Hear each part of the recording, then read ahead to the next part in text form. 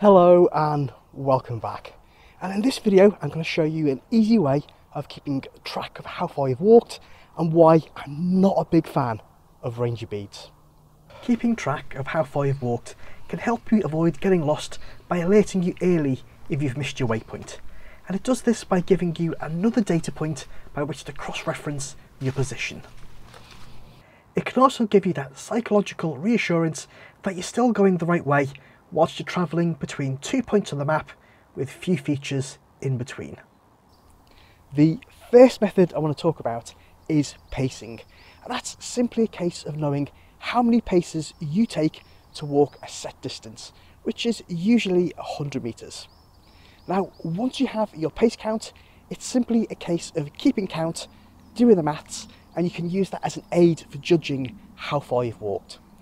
And the beauty of this method is it works even when you've got poor visibility or there are a few reference points to help confirm your position.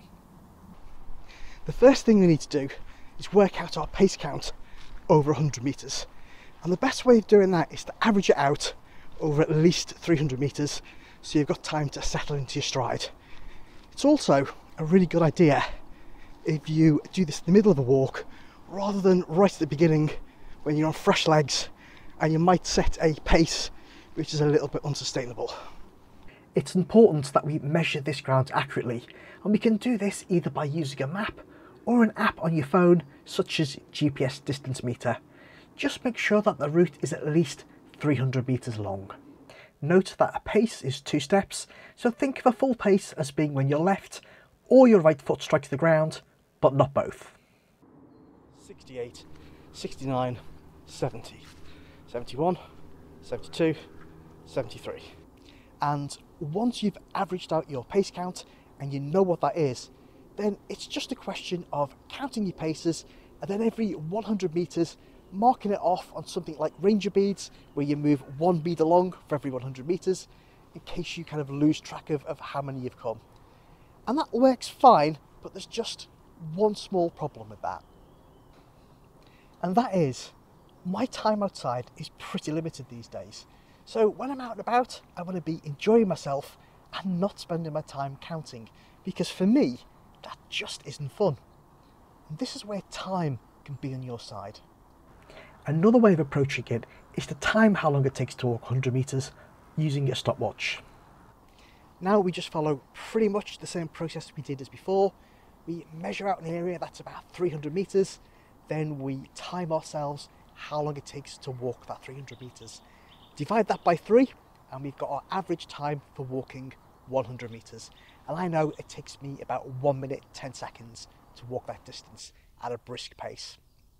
Now, what I'm going to do now is going to measure out a distance on the map that is from the end of the runway to the start of the bridle path here in Hollywood, and I know that is 600 metres or 0.6 kilometres. So that should take me on my timings around 7 minutes 10 seconds. So we'll walk that now and see how long that takes me. And while walking along, I should point out that your pace count or your timing is going to vary depending on whether you're going uphill or downhill or how much weight you're carrying in your rucksack. And over time, you'll learn to adjust for those kind of variables. Also, we're doing a lot of approximation here. So if we arrive a little bit early or a little bit later than we anticipated, then try not to sweat it too much, because it is all a bit of guesswork. However, if we're arriving a lot earlier or a lot later than we intended, then that could be an early clue that you're not in the right place. Ultimately, it's just another data point to cross-reference with the features on the ground in determining your position. And there we have it. We estimated it would be 7 minutes 10 seconds, and that's well within the margin of error that I would expect. And now we're at that recognisable feature, we know exactly where we are on the map, and we can calculate the distance and time to our next waypoint. And one final point with all of these methods is that the greater the distance that you're travelling, the more room for error there is. And that's because any inaccuracy is compounded over distance. So it's much better to do a larger number of short distance legs than fewer long distance legs, if that makes sense, because you can reset your point on the map every time and maintain that accuracy. Once again, hope you thought that was useful, and if it was, think about subscribing, hit the bell icon, and with any luck, I'll see you next time.